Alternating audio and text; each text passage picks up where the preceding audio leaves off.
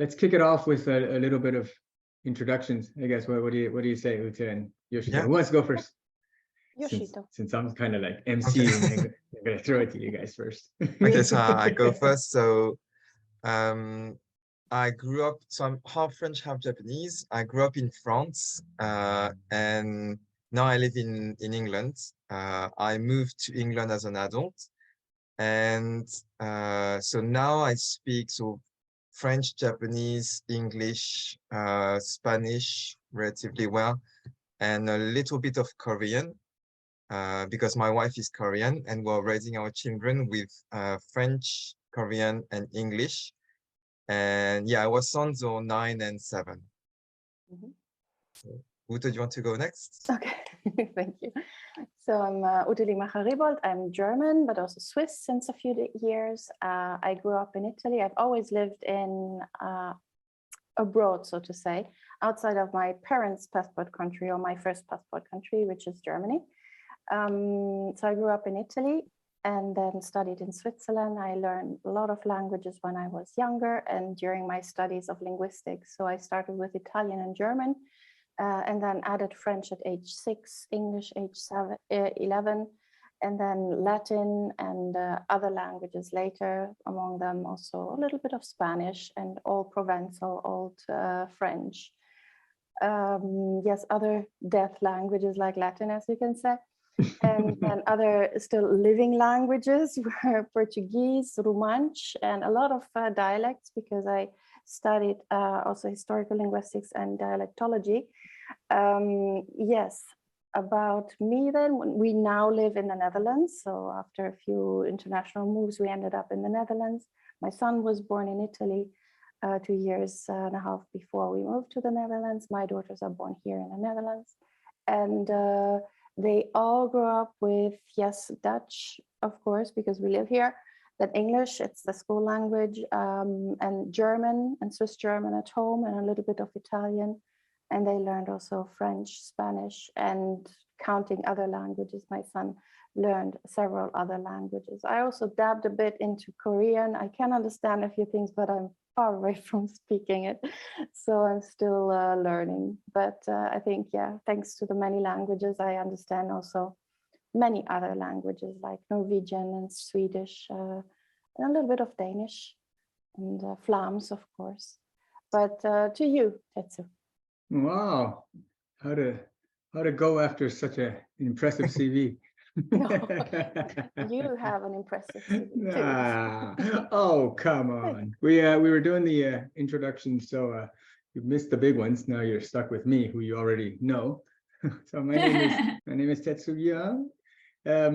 I was born in Hong Kong, but that's pretty much the end of my connection with Hong Kong, because my father is Taiwanese and my mother is Japanese. So they met in Hong Kong, and I was born there. But otherwise, we were back in Taiwan before my first birthday.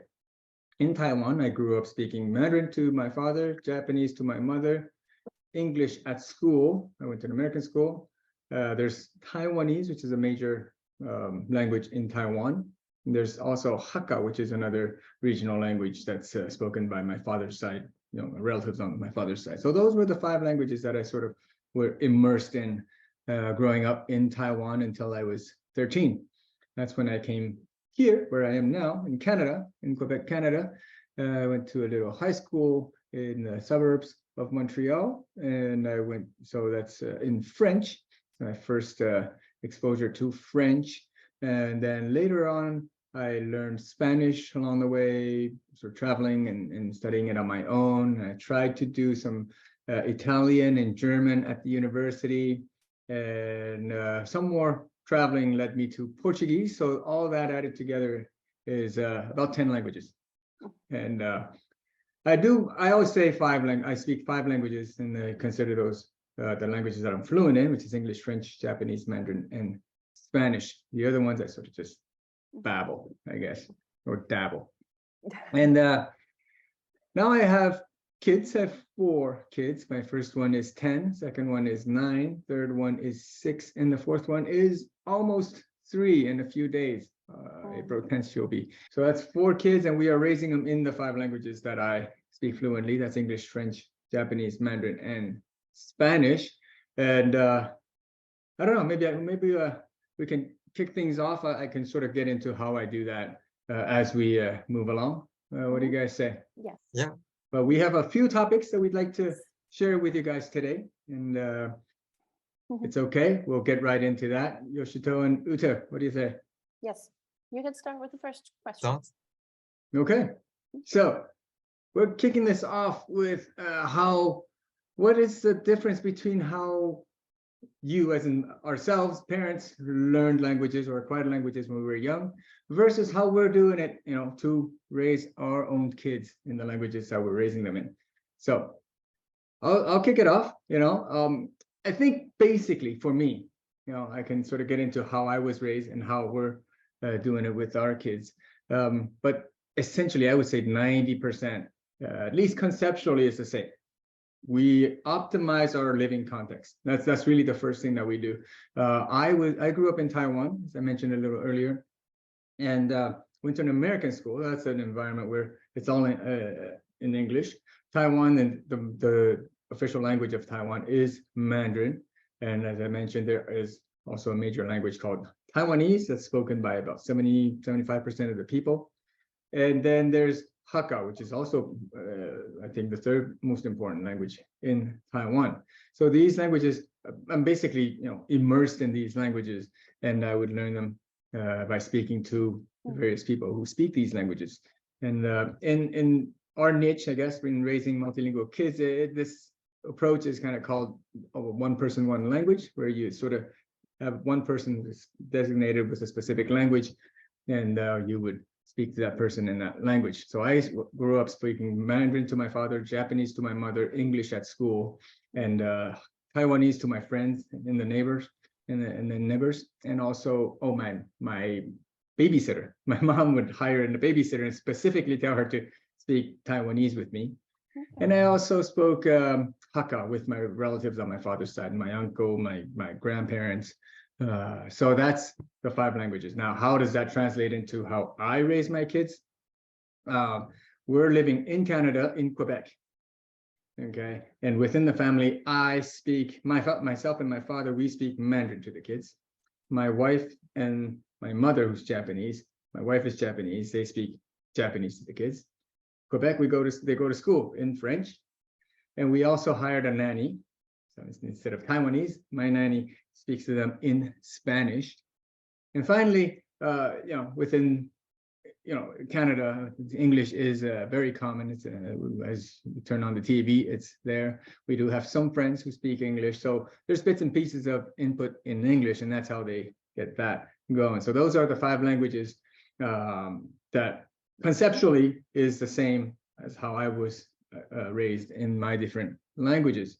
Now, what's different is, I think, it's I can say one word, and that's technology. We didn't have YouTube in those days, but I watched videos. My mother would, rent a lot of VCRs, and I'd watch, Japanese cartoons. Living in Taiwan, that got my Japanese going. So my kids watch TV and everything, and on Netflix, everything's in English. And then that. Language lessons, instead of in person, now it's all mostly online, attending local schools, au pairs, rather than a nanny who comes in and out. We have an au pair who lives with us. These are, I would say minor aesthetic differences. But other than that, conceptually, it's all the same. Yeah. That's what I have for you guys. Okay.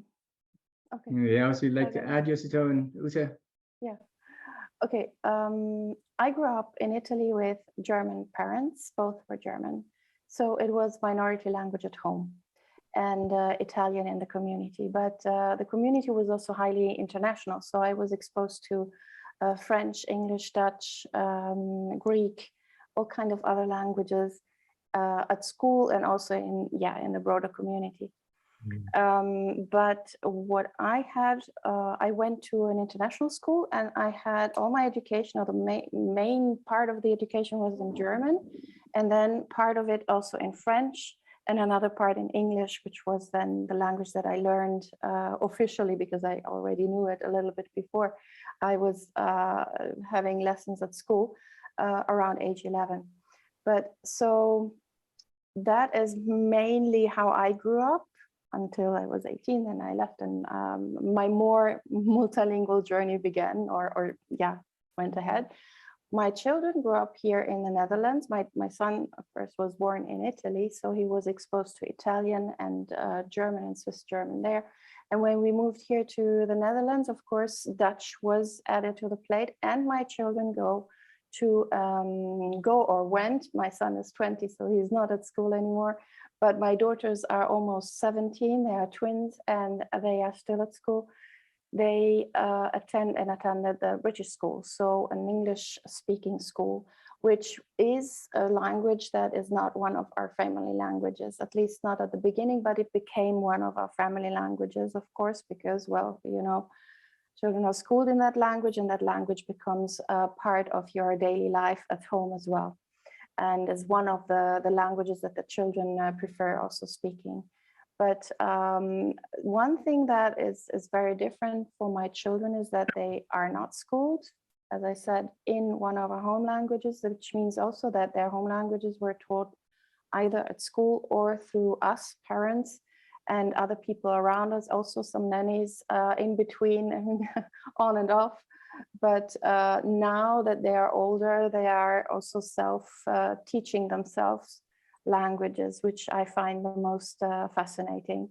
So I must say, at some point, they started really adding languages without having any fear of making mistakes or something. So really, what they like reading or listening to or watching, they just dive into it.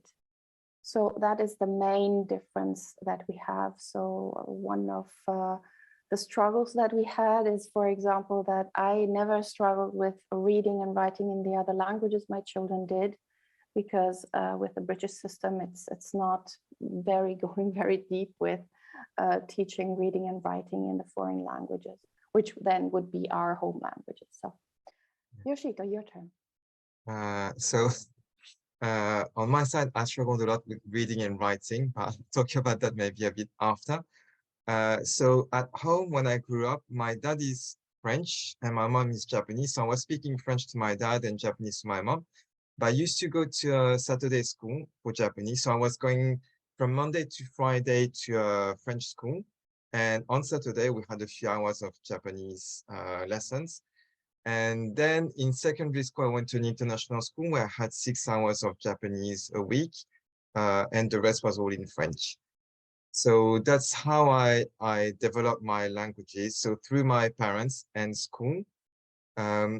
For our sons, it's a bit different. So first, because it's like minority language at home.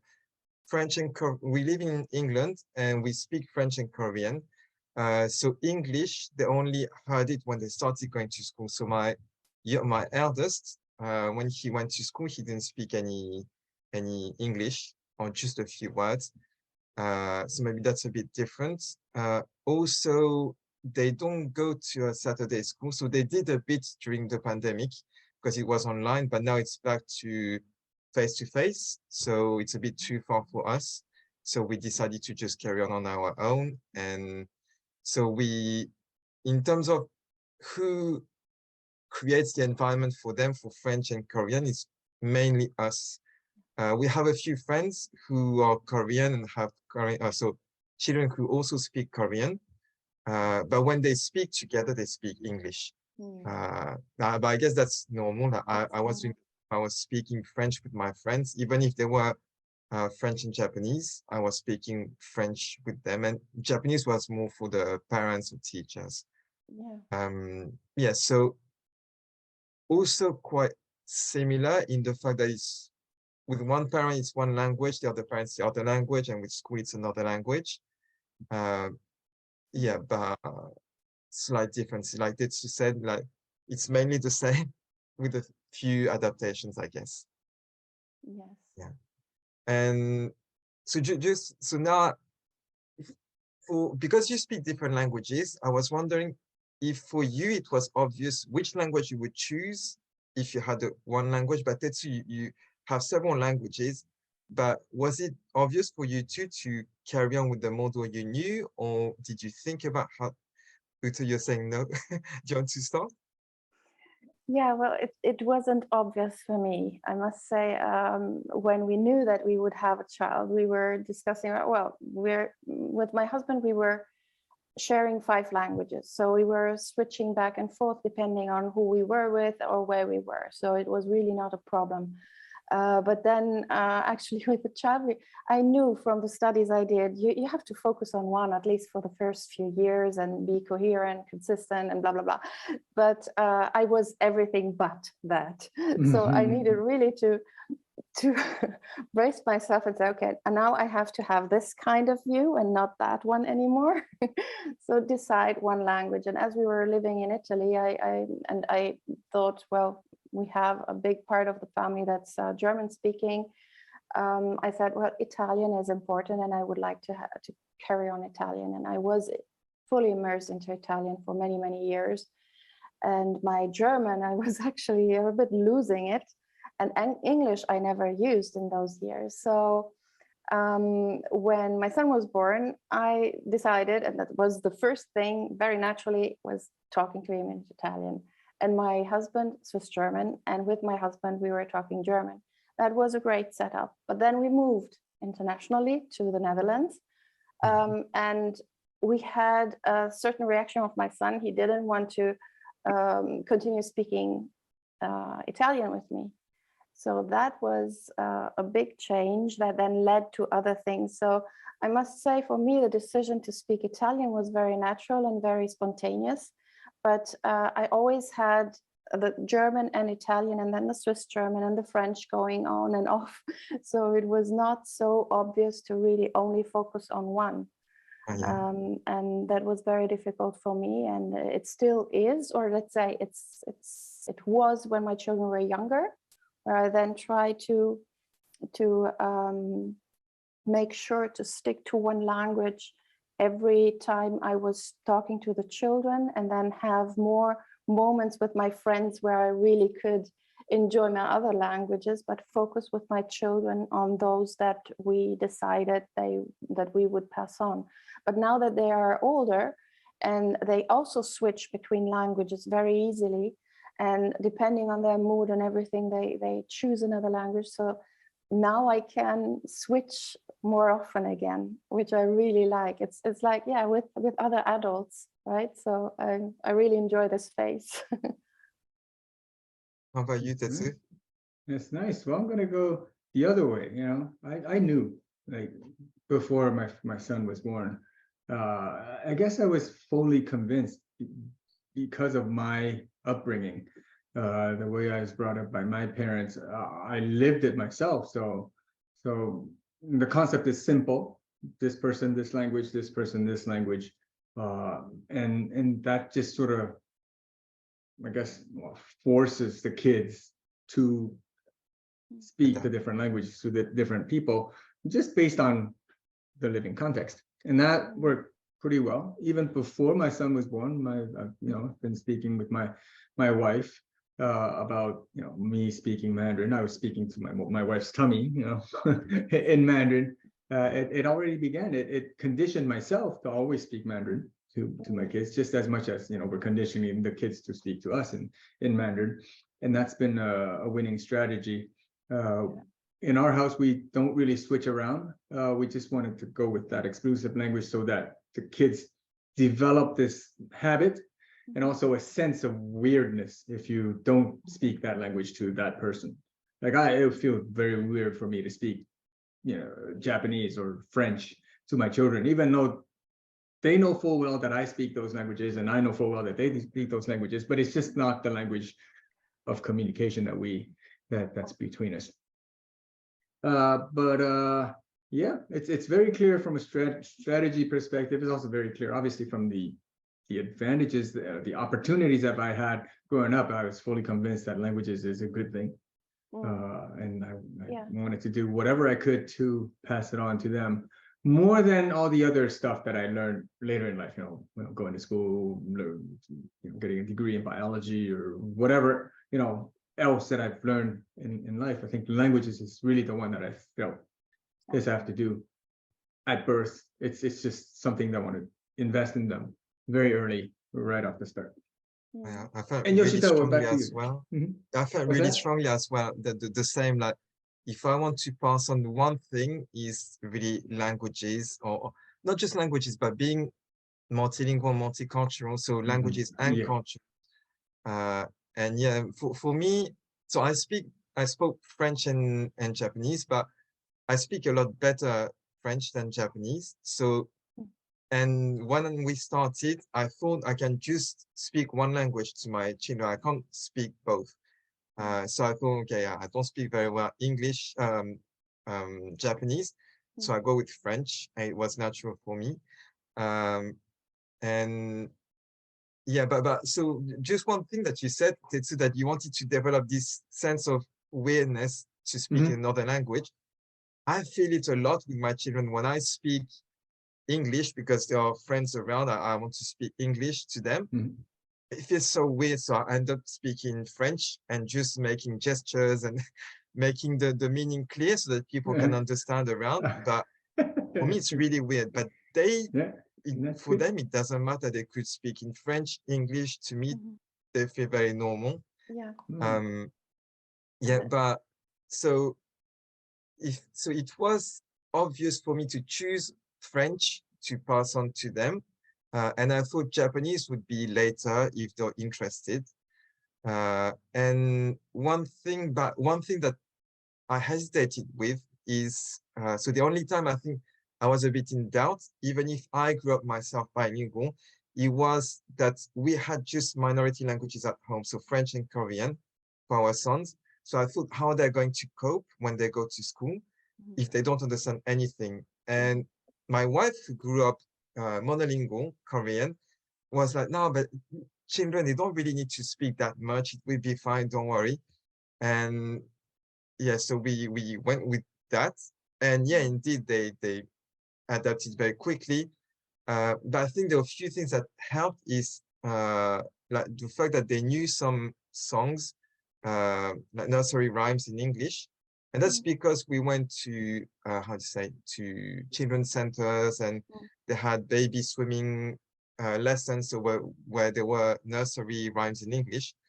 And also, I prefer the English songs than the French songs because the French ones, I feel they're all very sad and the melody is not that joyous. So when I was singing to my sons, I would often sing English nursery rhymes more than French ones.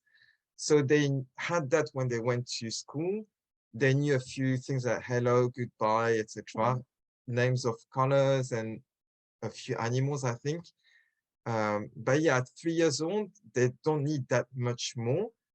And then they observe what the others are doing and that they can adapt. So in the end, it went quite well. But that's, I think, the only moment where I doubted a bit if my choice was correct to just stick to French and my wife to Korean.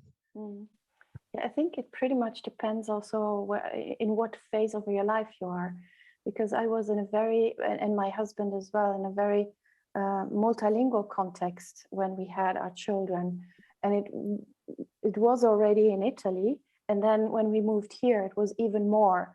Really, every day you would switch languages multiple times. So even as a babies, our children were exposed to us speaking different languages. So they heard us speaking different languages on a daily basis, which made it for us almost natural to actually embrace this multilingual kind of thing, but trying to still make sure that they can hold a conversation when they were then verbal in the respective languages. So that was necessary, and this brought us also so far that I transmitted then also other languages. So I had Italian and German. My husband had German and Swiss German. And yeah, then when they started learning French, I also thought, I mean, I was the person who helped them with French. And Spanish, they helped me.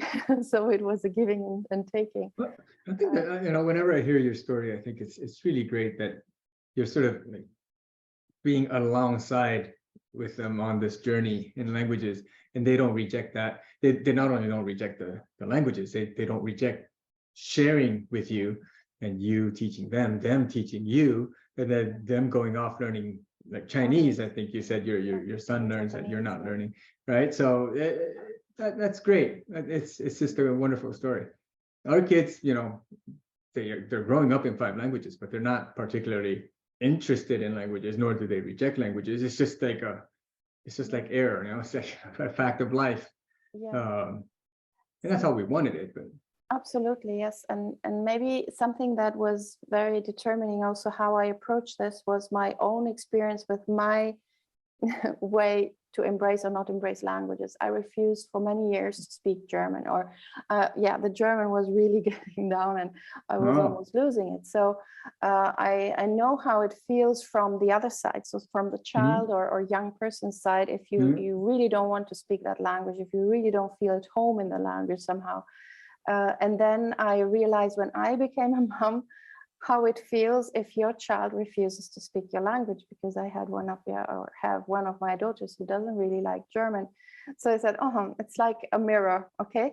a mini me. She's not that mini anymore, but a younger me, let's say, that makes me realize how hard it must have been for my mother or for those around me who were trying to enjoy or instill the joy of speaking German into also the culture. But nice. That's I guess the experience we have, that we went through this experience as children. So now we can maybe empathize a bit more with how they are going through this experience of growing up with multiple languages and cultures.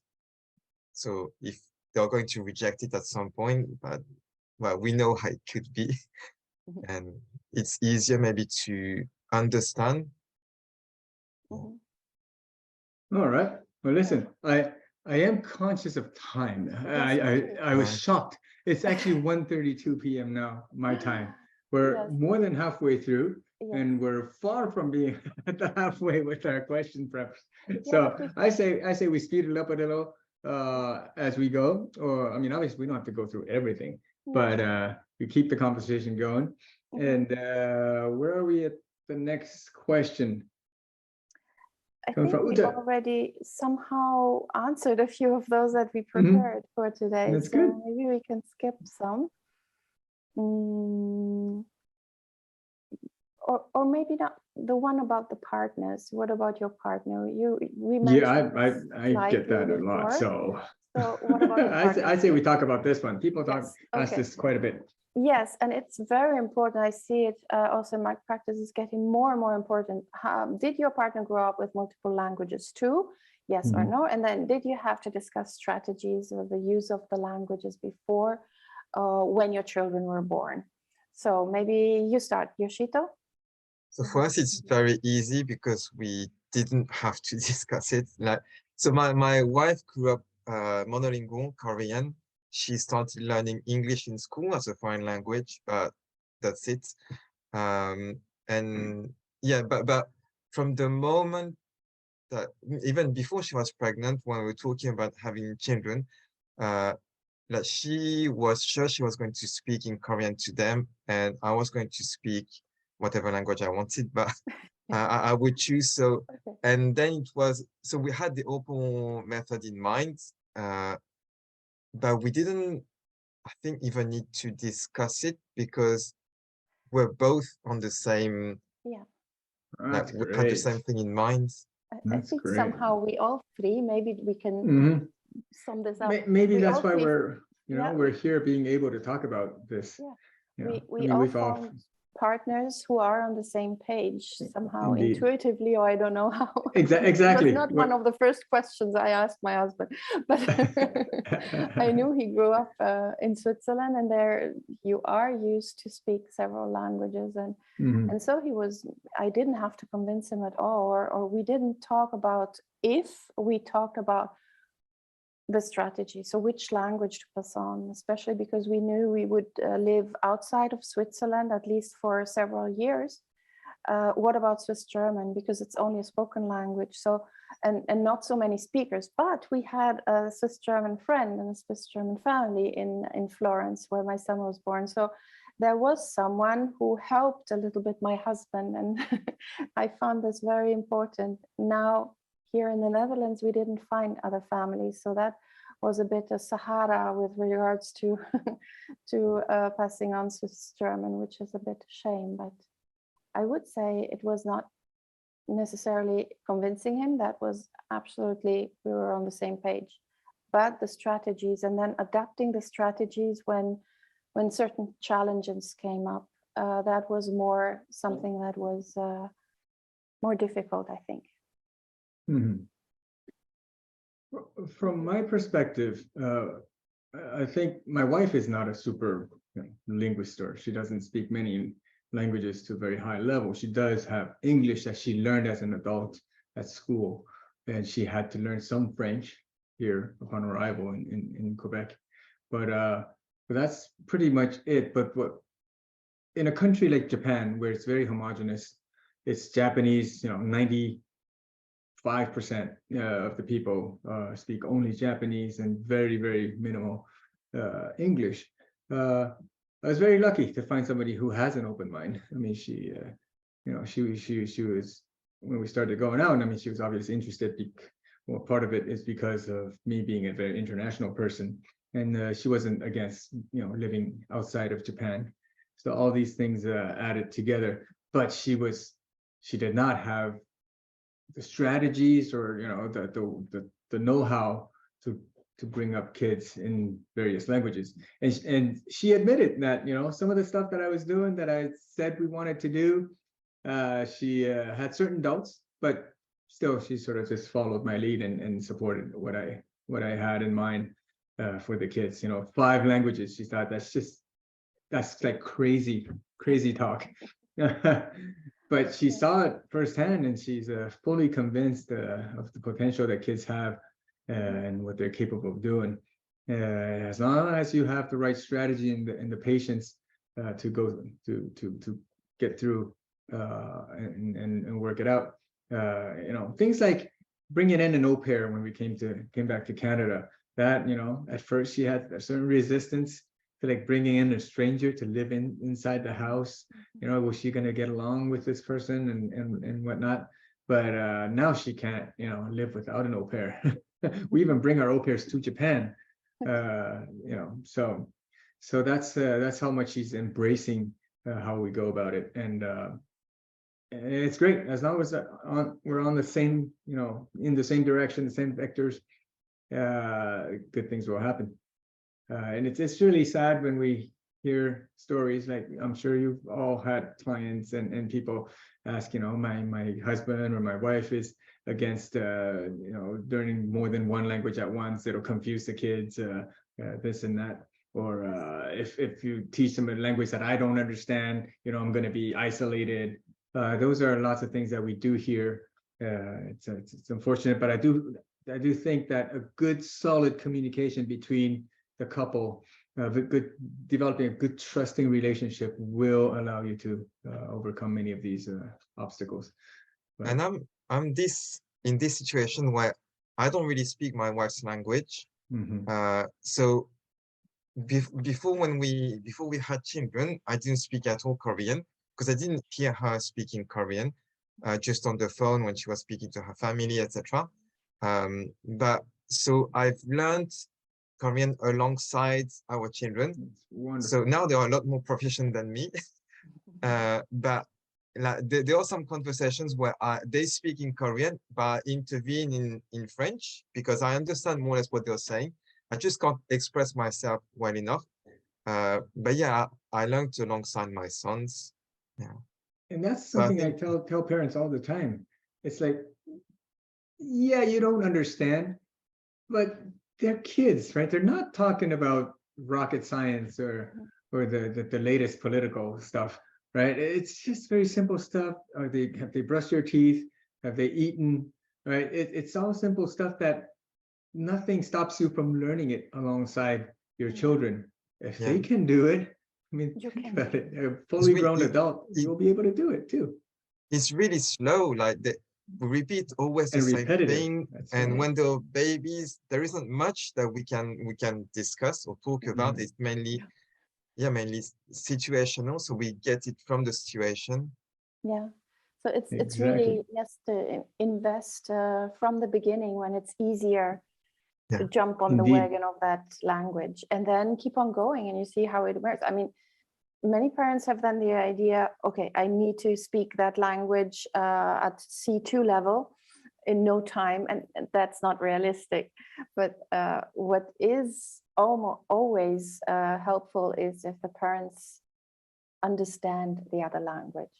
And Yeah. it has so many beneficial effects also on the whole thing and the acceptance of the child for that language, for the culture, for everything. If a child sees that the parent is rejecting the language of the partner, that's causing many more problems, not only that are related with language, but also with the health of the family. Yeah, the relationship in between every member of the family. That's not very beneficial.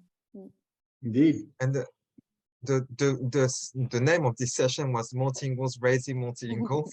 So I wanted to maybe go on to the topic of what we took away from our own experience that we either reproduce or we avoid with our own children. Does any one of you want to start? Is there anything that you didn't like, for example, or that you thought it wasn't beneficial to you, that you therefore don't reproduce with your children? Yeah. What I never liked is when people were saying, oh, which language is nicer, German or French? And I always said, I can't decide. I can't decide. Do I prefer my left arm or my right arm? Both are necessary for me. So don't ask me these kind of questions. Or when they said, oh, can you say something in? Yeah. Mute. Yeah. I was like, usually I would repeat, can you say something in? Exactly that phrase. So then in the other language. So just to make them. I always say, Oh, what do you want me to say in that language? Yeah, usually they don't even know what they want you to say. But yes. But also what I had a very bad experiences with growing up as a German in Italy was that there was a lot of prejudice and hatred towards Germans. And that is something that I experienced when I was very young. And that made me, I think, also then reject German when I was a little bit older. But that is something that I found out that many who grew up, or Germans who grew up abroad, I have in common with them. So it's not something just unique or only happening to me, but to others as well. But this is something that I am very much aware of for my children as well, although they are another generation, a completely different generation. But they also experience some situations where every time you talk about the Second World War and they're talking about the terrible Germans and they are so cruel and whatever. And it's a delicate kind of topic. Yeah. And what I always try to instill to them is, the pride, being proud of what you are, who you are, what you are capable of, and not let anyone tell you anything else. Yeah. So especially when it comes down to history or so, you were not participating in the Second World War. And the situation, judging it from today, is very easy. We know from a different perspective. But everything that is related with language, so prejudice, values, beliefs, also negative ones, are a little bit like this historical backpack that you give on to your children as well. And it's not only the language or knowing the grammar, knowing which register to use with whom, but everything that comes with language, the literature, the history. And I find that is a big chunk of what we want them also to feel and to live in a comfortable way, not in a way that they have to hide it or to feel ashamed of, or to be scared, or even to feel threatened.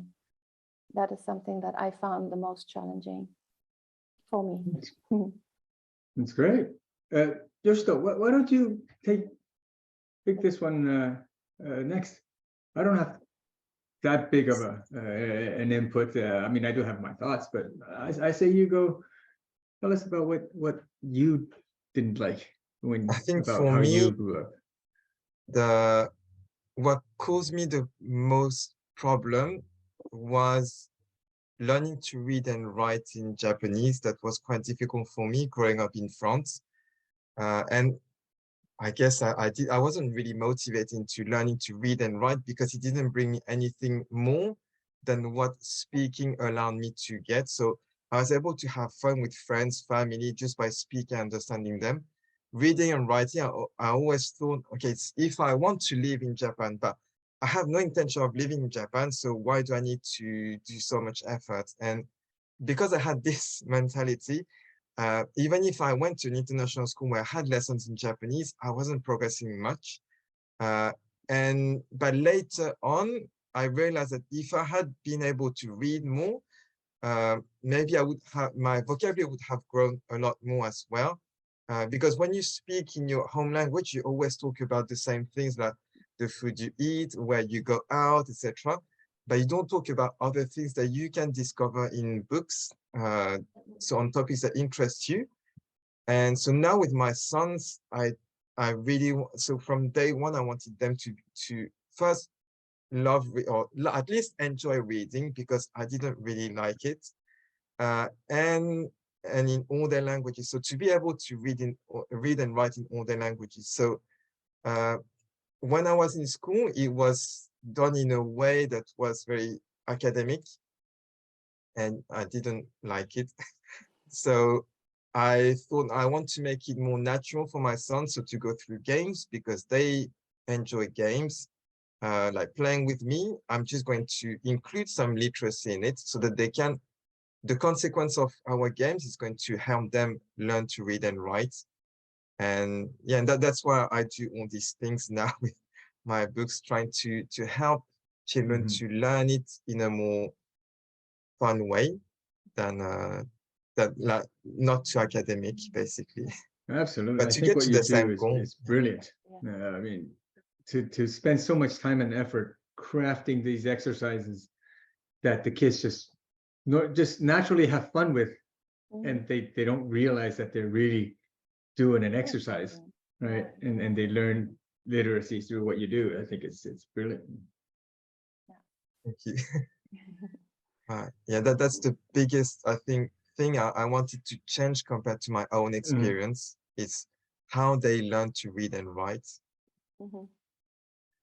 It's a pain. I hated it myself too. I mean, I don't read and write because I never learned to, but I'm just not a fast reader, so I don't particularly enjoy reading per se also. So I totally understand what you mean. When I grew up, I think the thing that really still like that's in my memory, but now that I think about it, it's not a big deal with with my mindset now. But in those days, I really hated it, and I was being treated like a circus show. I think Uta did mention this a little bit earlier. It's just like, if I'm in Taiwan, they're like, hey, say this in English, or say this and that. When I'm in Japan, it's the same thing, say this in Chinese, or when I'm in Canada, that happens a lot. It's like, Tetsu, how do you say this in Chinese? Oh, and they try to imitate their sounds and stuff. Oh, that drew me up the wall. But kids are kids, right? Kids are kids. I can laugh about it today, but I wanted to make sure that my kids didn't have to go through that, at least within the family, because some family members do that. They sort of like, hey, show this guest, how you speak, this language or that language. I just did not like that at all. Today I would love it. Today people, it's like, yeah, I speak 5 languages. Yeah, I find myself pretty cool now. But in those days, it just didn't mean anything, whether you spoke 5 languages or not. It's just the fact of life. But you weren't proud of it, or so when I'm outside, I try to be careful. I mean, I never tell my kids to say this or that like a show, and also I was sort of conscious. I was a little self-conscious about these kind of, teasing. So I didn't want other kids to like pick up on this and tease my kids with it. When I'm outside, I don't make it a point to scream across the room in Chinese, to tell my kids to do this or do that, or so try to stay low key. In fact, they are not so self-conscious about this. So far so good. I mean, they're okay with screaming across the room to me in Chinese. So I'm glad at least it's like that. So all right. So how about we take a little moment here, say again, a shout out to the folks who are with us today. Thank you for spending your time with us. Yeah, and I do see a few comments. How about we go through some of these comments? And yes, I would like to Luchola asked something right now, a second ago. okay. How do you feel about the fact that your friends don't speak the same languages as you when being a child? A great question. I must say, So it's not the problem. So, yeah. Yeah, on my side as well, it wasn't a problem. So I had times where, for example, I remember one summer when I was about 10, my Japanese friend came to France for holidays, and I had a Italian-French friend, but he didn't speak Japanese, and my Japanese friend didn't speak French at all. So I was in between translating. So I remember feeling good about that. But other than that, because I had a language I can communicate with them, I didn't mind if they didn't understand what I was saying to my mom, for example. But I guess my friends were curious about what I was saying. Yeah, I don't remember feeling anything particular. No, I must say, what I experienced were some friends were just, oh, that's just Ute speaks other languages. That's okay. The main thing is that we have one in common, that we can communicate. Yeah. But what I also observed that when we all reached like the teenage years, and more and more schools had additional languages, they said, "Oh, I'm going to pick German because I know Ute." So I said, okay. Then when I grow up, I want to be just like Ute. No, because they said then I can speak with Ute, just she teaches me, and then I get great grades at school or something like that, which didn't necessarily work out, but that was a nice incentive for them. They realized then, oh, but you also speak French, so I could also take French or something like that. That was fun. But yeah, I think when we were younger, very young, let's say, under 10, it didn't make any difference. But afterwards, when you realize that it's an advantage, or the friends saw that it's an advantage having a friend who speaks that language, then it changed somehow. Yeah, I think both of you sort of touched upon this. It's a little bit of a sense of belonging. If it's if you have the same language, you have a stronger sense of belonging. And if you speak various languages, you can belong to various groups. But when you have a friend who doesn't speak the language of the other group, then you have to be like the glue between them, or you ignore them, which is not a very nice thing. But kids are kids, right?